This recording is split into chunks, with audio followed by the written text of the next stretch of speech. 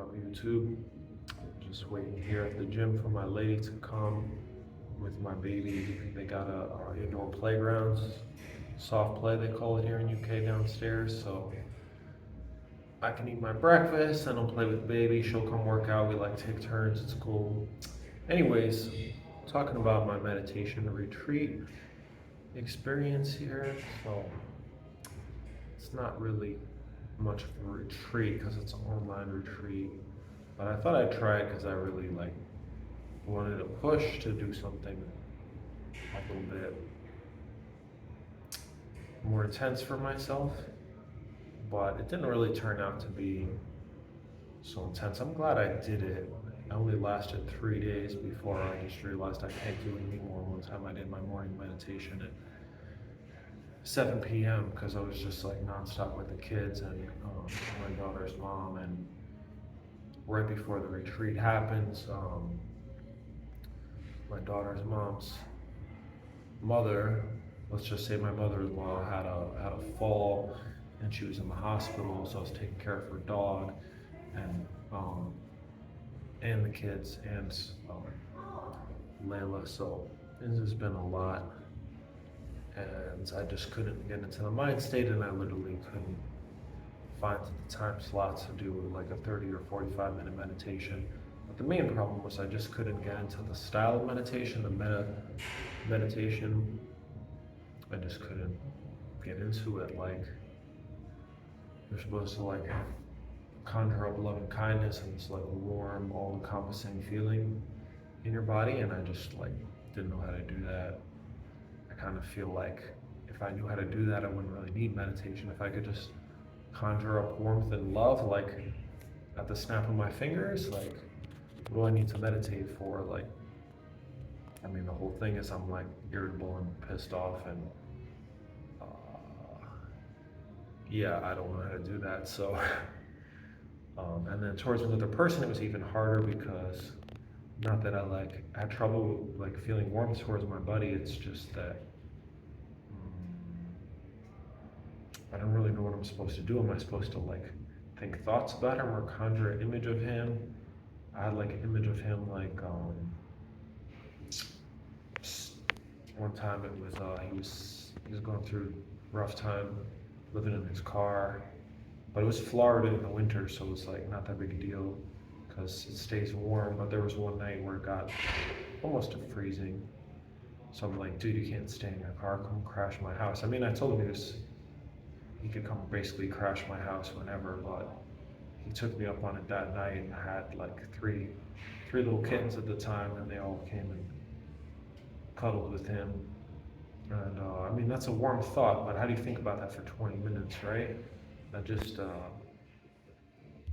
and you know, the retreat, instead of hearing Dharma talks from a live teacher, I was watching a YouTube playlist of this guy who's now deceased, which, I mean, there's no problem. You can obviously learn from dead people, you know. William James is like, I think I've seen quoted more than almost any other, anyone else ever in like a psychology book.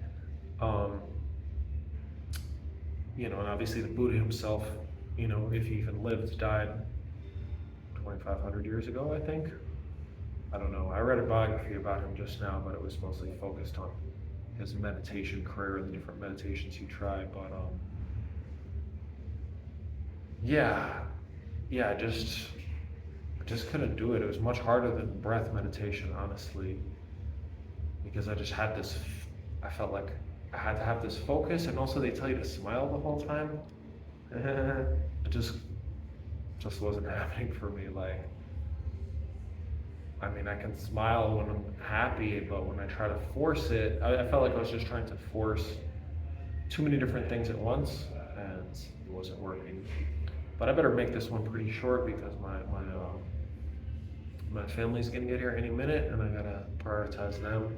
I mean, that was the main thing. I had to prioritize my real life things over this retreat, and we had a teacher we could you know, talk with, email with questions and stuff, but I just didn't feel like it just wasn't a retreat. I did give up music and YouTube and internet forums and Facebook and all this like fake connection. I mean, is this a fake connection? I don't really know. I mean, it serves a purpose. Um, but that again, that was only for 3 days. But even that, I feel like was very, very good. And I was obviously trying to be more patient and kind and all that with my family, with myself throughout the day. So it was good, but it just didn't feel like a retreat at all. And I just have to be real with myself. This is not the time in my life to be doing this sort of thing. You got to do things at the right time in the right place. And I will try again at some point.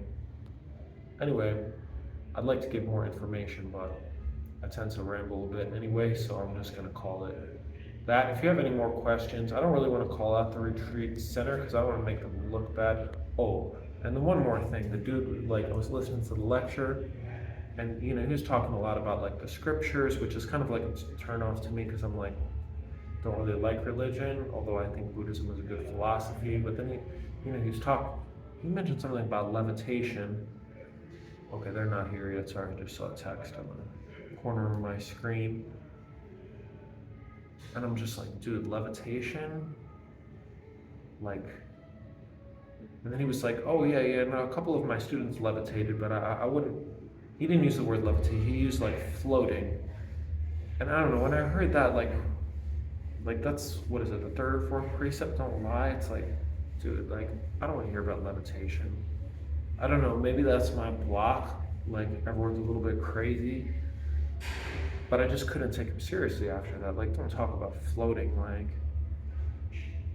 and then, and it's just like, oh yeah, most people reach like the fourth jhana within like a 10-day retreat, and if you're not familiar with Buddhism, there's like four form jhanas and then four formless jhanas. I'm not really the biggest scholar on that, but it's basically once you hit a jhana, like you release hindrances and you let go of like this heaviness and like craving. I think each jhana, and correct me if I'm wrong in the comments, each jhana you release certain hindrances, and they're like never to return. It's not like you have like a mushroom trip and you have like ego death and you like, but then when you go back to your normal life, you're like the same person. Supposedly each jhana you hit, it's like very transformative. And I don't know, I just kind of felt like they overpromised and underdelivered. And again, I can't put that on them necessarily because maybe it's just me, I just wasn't ready, it wasn't the right time, it wasn't the right place. But anyway, if you want more details, I don't want to call anybody out because it takes two to tango and maybe it's half my fault. I don't know.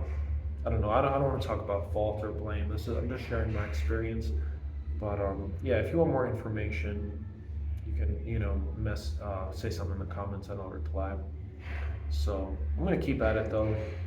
I mean, I think I just need to have the internal fire to meditate and to hold a practice and not to like be spoon-fed anything. I just gotta make this my own. And then once I feel really confident that I'm gonna do this with or without help, then I can go for help. Then maybe at some point when my life is easier and I don't have so many family obligations, I can choose to do a proper retreat, like in a place where I don't have to worry about anybody but myself. Because I can see why the Buddhists like, if you got a family, like this monk stuff isn't for you. Because yeah, it's just not something I can do right now. Anyway, thanks for watching. Again, hit me in the comments, and I'll give you more information. Or if you have more information for me, because I'm totally a noob at this, please feel free to correct anything I've said that's mistaken or you have insight into. Thank you.